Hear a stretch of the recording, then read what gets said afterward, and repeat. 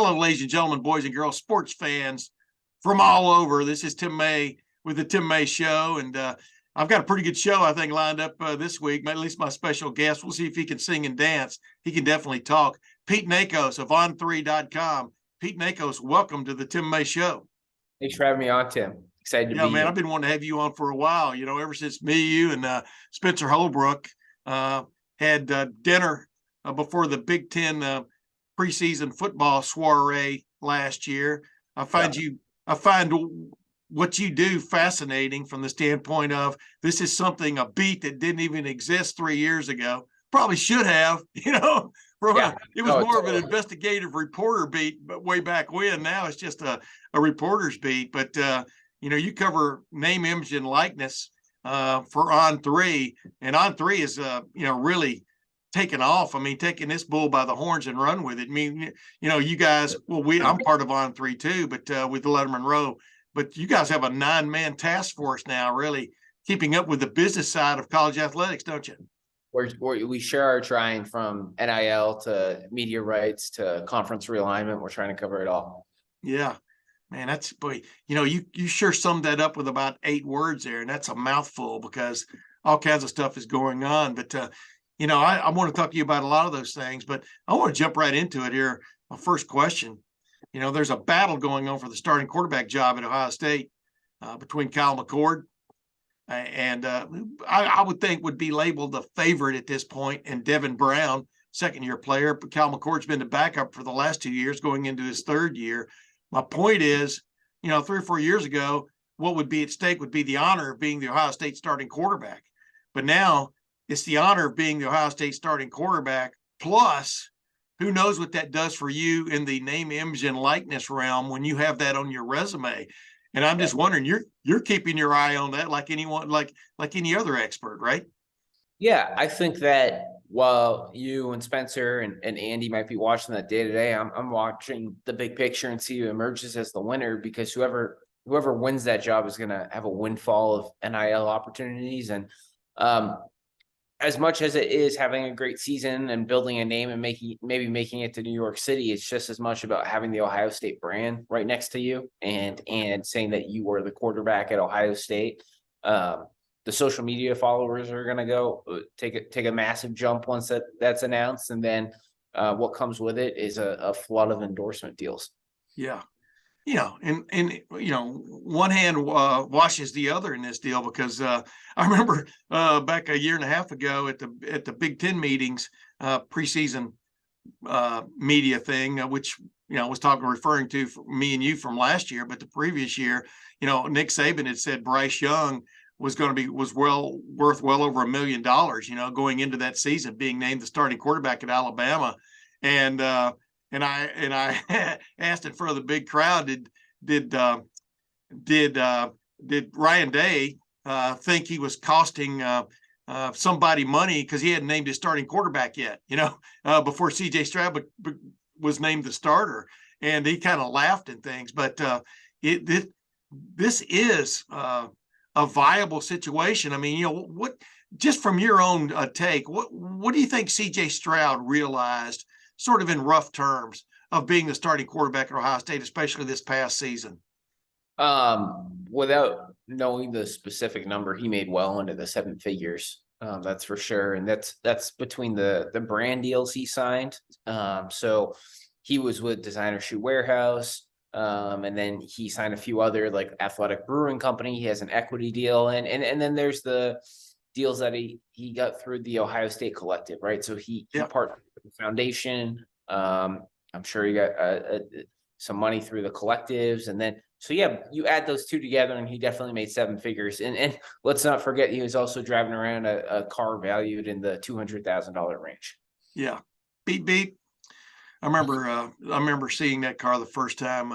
You were at that same meeting when there was one of the NIL collectives at Ohio State. We had a little soiree there in preseason, and it was amazing what you were already seeing this take hold. And and just real quick, I mean, when it comes to like Kyle McCord or Devin Brown, what makes the quarterback? I'm asking you a rhetorical question almost, but what makes the quarterback so valuable when it comes to the NIL marketplace? I actually think there's a few things. And I mean, I know the no brainer is right. Like he will be the face of the program. But then there's a few other things, right? So like he'll be the face of the program. And at the same time, like having the nod from Ryan Day, having the nod from Ohio State that this guy is the guy and won the job, that makes a difference, I think. I think the fact that they're going through this race and one is going to come out on top, like I think that actually helps one of them. Whoever comes out on top, it's going to be one of the more closely followed quarterback races this spring.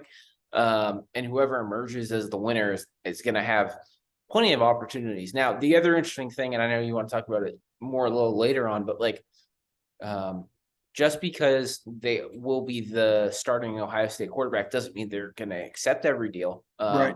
No doubt that there's going to be plenty of opportunities for them if they want to take them. Yeah.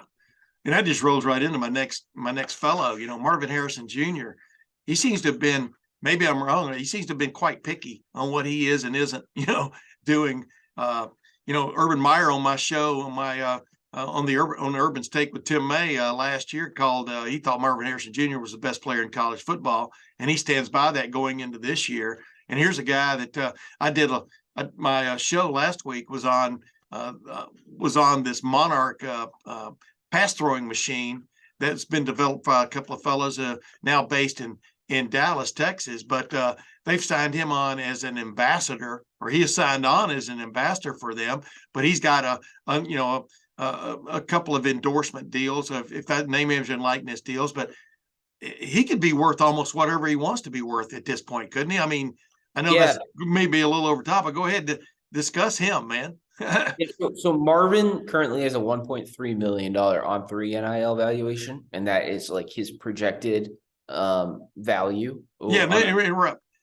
That's what he could make if he pushed the gas. That's what On3 is projecting he could make, correct? Yeah. Between the brand deals and the collective deals. Now, he's been choosy. I know that he just announced his deal with the Cohesion Foundation, which is an Ohio State NIL collective, and he did some work at the Central Ohio Ronald McDonald House and talked to them, and they could not have been more thankful for that opportunity. And then the deal with Monarch, like you mentioned, if you look at what Caleb Williams has done at USC, and I just use him as an example because he's probably the biggest superstar in this NIL era. So in the last 12 months now, but like he has deals with like Beats by Dre. He just walked in a fashion show in Miami on spring break. Yeah. If Marvin really wanted to go do those things, there's no doubt that he could. But at the same time, he's also chosen to stick in this lane where he's going to become the best college football player he can be. And that might earn him more money in the long run, because for all we know, his draft stock could be higher. Yeah. I'm not trying to get you out there to make moral judgments on things and stuff, but should players be exploiting this? I mean, we saw Marvin Harrison Jr. get knocked to the ground and, basically taken out of the game against Georgia late in the third quarter. My point is, you never know. You never know when your football career is either going to be stunted or ended. You know what I mean? And stuff. And do you get the idea that football players grasp that idea now too, especially coming out of high school? And I want to get back into that seminar you guys are going to be hosting for these big time players for the 2024 class coming up. But do you think they're getting the message that there's money to be had out there, and why not make it if you can, because nothing's guaranteed, especially in the game of football. Yeah, it's an interesting landscape right now, and obviously some athletes are choosing to exploit it and make the most of the opportunity because, like you said, you never know how much time you have. But then the idea of the collective is to provide a stream of revenue for the athlete and maybe make their life a little easier, so they don't have to go sit out at a photo shoot every day. And maybe they just promote something on social media or go work with a charity. And I think it all leads into the conversation of, okay, who knows what's going to happen on Capitol Hill in Congress, and who knows when that's going to figure itself out. But in the next 4 to 5 years, there's going to be a legitimate conversation of revenue sharing. And if schools should be paying athletes basically the way NFL teams pay their players. And Yeah. That's a very big discussion. And then once you go down that road, you have unionization and collective bargaining. But the thought process is athletes should be paid for the revenue that they generate for these programs. And that's kind of where this is all going. And that's kind of the discussion that's going on. And that's why it's applicable right now, because like, yes, Marvin might not be signing the most endorsement deals, but think about how much notoriety he's brought to Ohio State, and maybe that's why he deserves a portion of that revenue.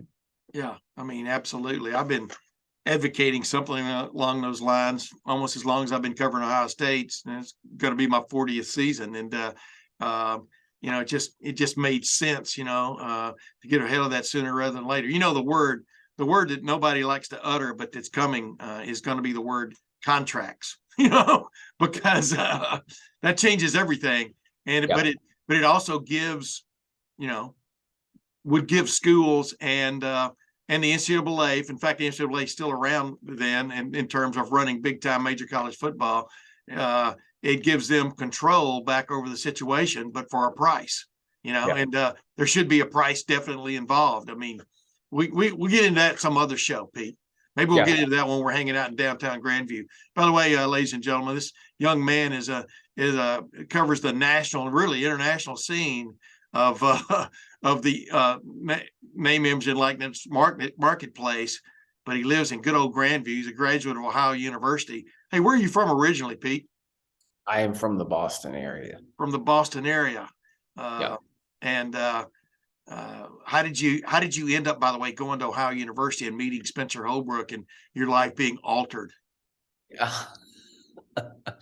I went to communication school and I wanted to be a journalist, and that's what I did. And yeah, Spencer and I took a fair share of classes together, and I even lived with him for a couple of years. So yeah, y'all like to wax eloquently about how wild y'all were, the Wild Bunch, way back then and stuff. But you know, you got into this. I mean, 5-7 years ago when you were dreaming of becoming a quote sports writer, end quote, or did you think it would take you into this realm of covering name, image, and likeness? I mean, as opposed to 3rd and 7. Go ahead. I was not expecting this. No.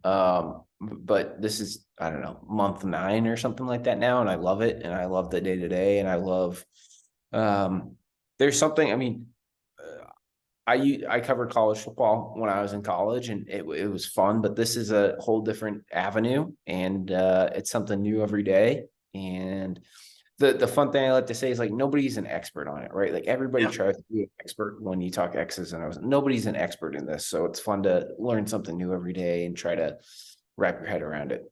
I was going to say, what intrigues you the most? Because, you know, we've talked a few times, but what intrigues you the most about this? Is it because it's exploding? You understand what I'm saying? I mean, it came on with a bang, and the bang appears to be getting larger.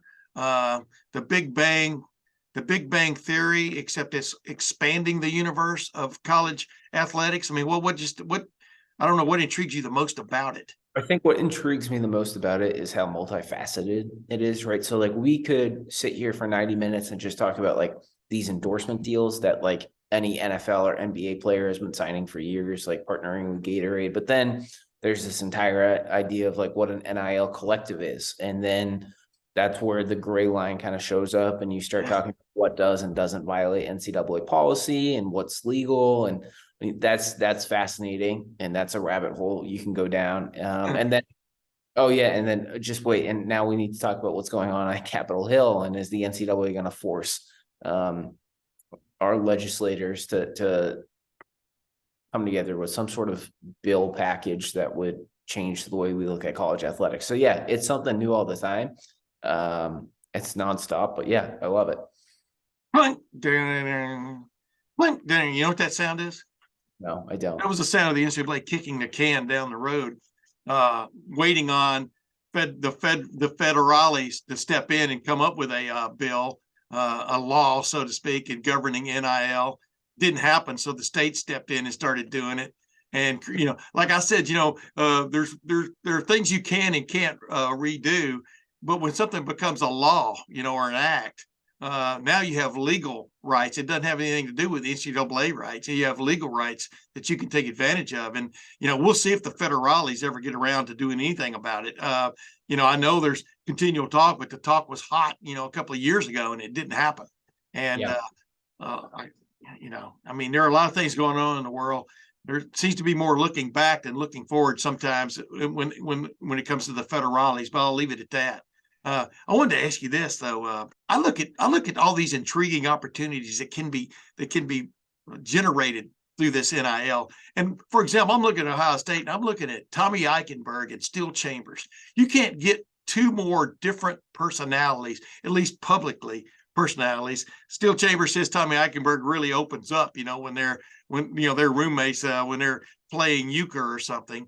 But my point is, do you expect to see more, I don't know, down the road, more joint ventures by athletes, in commercials or things like that? What do you see coming from this? And use those two guys as an example, because I know you know of them.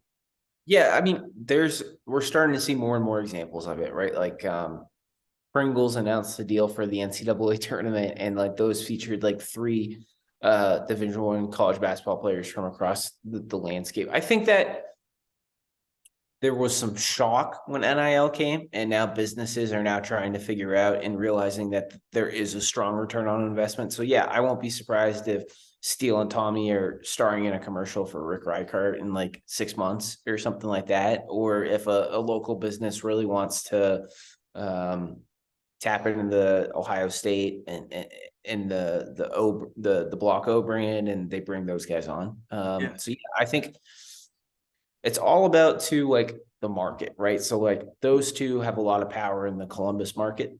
And now do they have what a major national company wants? I'm not quite sure. I think it really depends on what you're looking for in a deal in the market and what the business wants in that moment.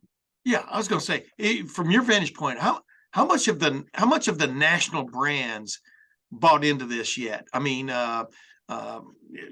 is that yet to come? Really, that's sort of like, I don't know if avalanche is the right term, but windfall is that yet to come to fruition? I don't think the avalanche has started yet. To grab your metaphor, I think we're leading up to it. I was talking to some folks at Bose last week, right, the audio software company, and they partnered with some UConn women's basketball players and the UConn logo, and I think that makes it really effective for both the athlete and the brand and the school, because then it's only getting the more eyeballs on the school and the athlete. But at the same time, right, like I would think an Ohio State fan would be more propelled to buy I don't know, headphones if Devin Brown was wearing them in a commercial, right? I think that having the brand and the athlete together with the school's IP makes a big difference. Yeah, let's get into that. I mean, who has done the collective the best from your vantage point? What school? The schools aren't doing the collectives, but what collectives attached to a school have done it best so far in your mind? Tennessee by far. Tennessee has been able to put together. Spire Sports Group is a sports marketing agency based in Knoxville, and they run the for-profit and nonprofit collective that supports the football, men's basketball, and baseball teams at Tennessee. And they have been able to tap into a lot of donor support there and raise some notable figures. They've doled out a lot of money. And I just think that it's what we've really learned about collectives is you have to be organized, and you really need to have a full-time staffer to work at the elite level that a lot of these programs need them to work at. So I think Tennessee's done a great job. I think that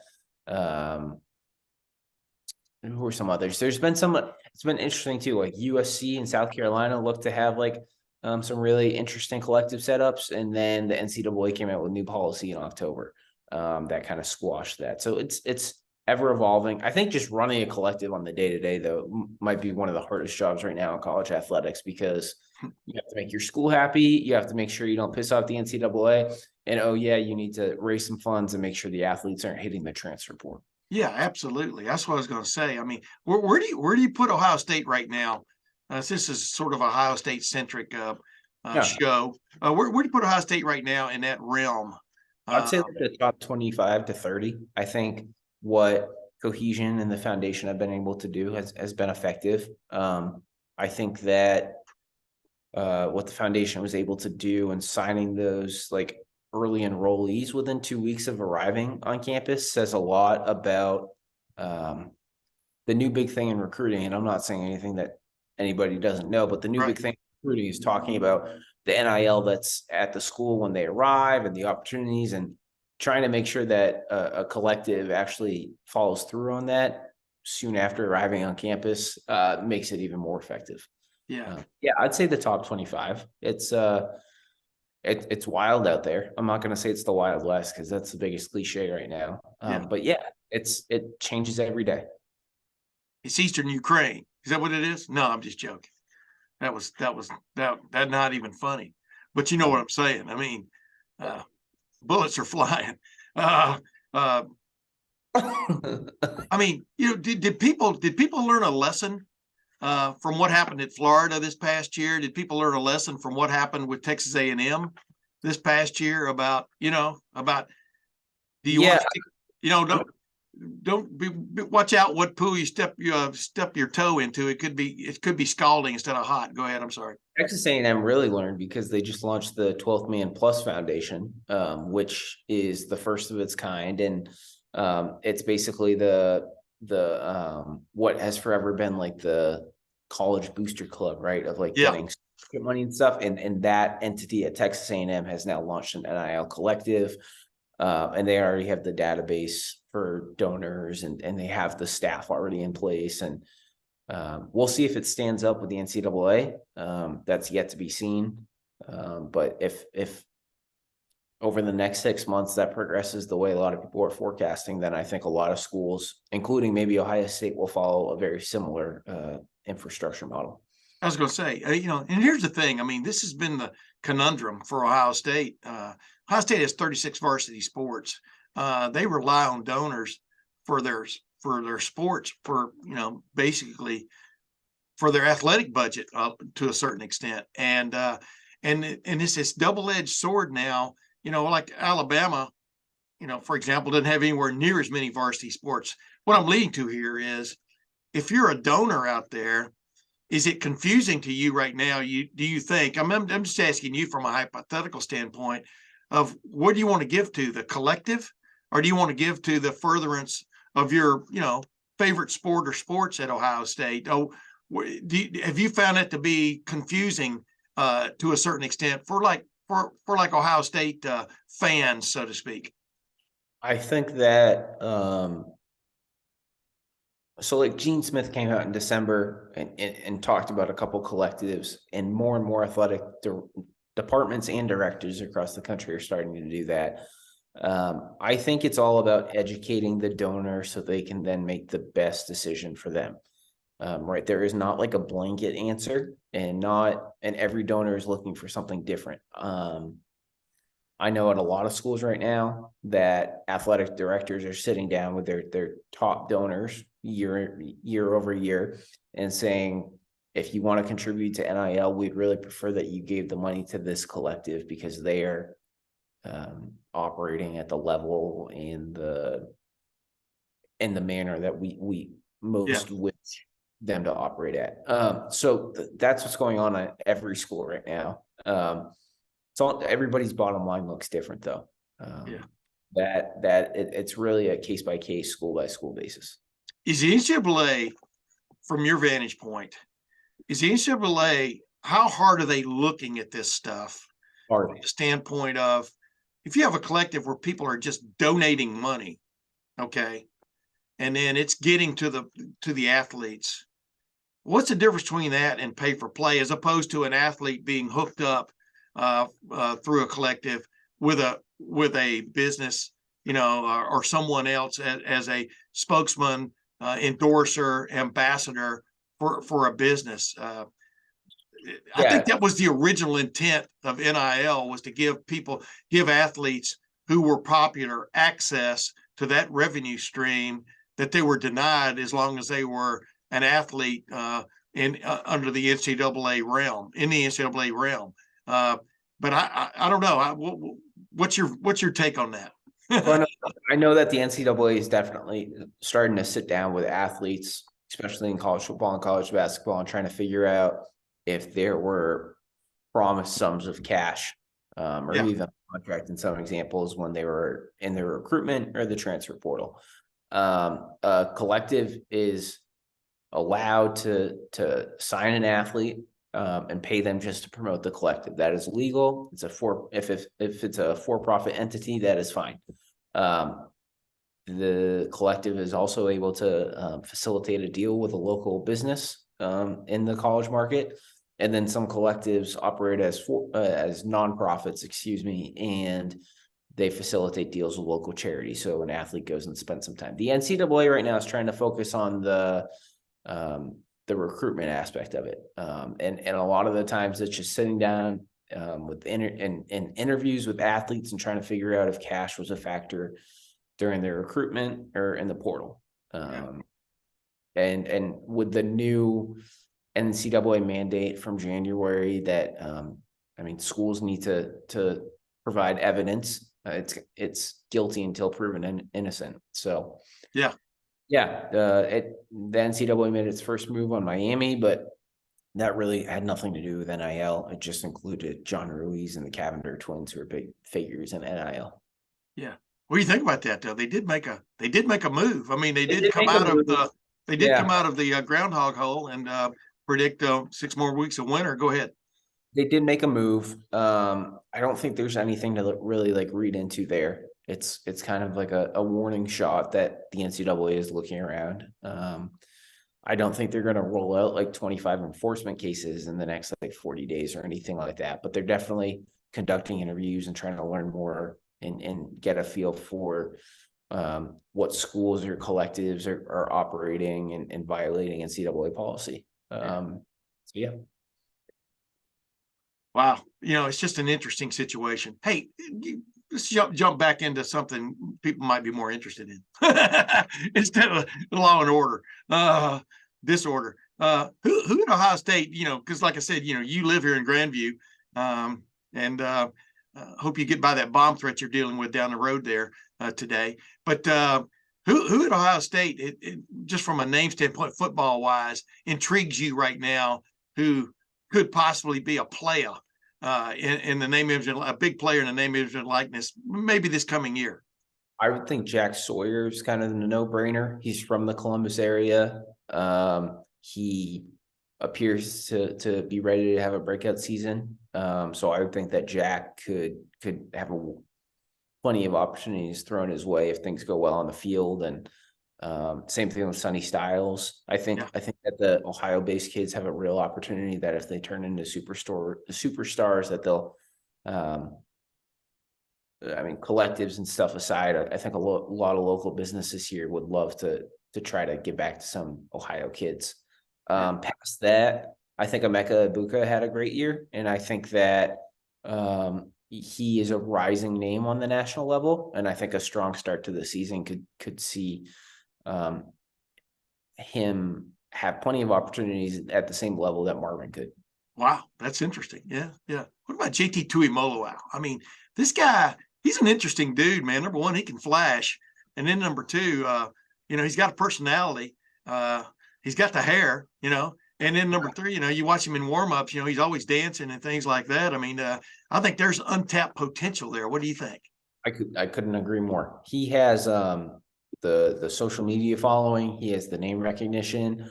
And then with the West Coast roots too, I'm sure that there are some places out in Seattle that would love to, because his recruitment process and just following where he was going to go was as high profile as I can think of in the last 5 years. And I think that built up a lot of name recognition for him that still has value that he could easily tap into. Hey, real quick, it's kind of like following, but who in Ohio State does intrigue you from a personality standpoint? Because you get to watch our videos from Lettermen Row and other videos out there. Who has a personality you think and I'm hitting you sideways with this question, but that you think, I mean, I brought up Steel Chambers, for example, not necessarily linking him with Tommy Eichenberg, but there's a guy that is different. I mean, he thinks different, but who's a guy that's intrigued you on this Ohio State roster who, if he really wanted to assert himself, could maybe make a little money just based on his personality?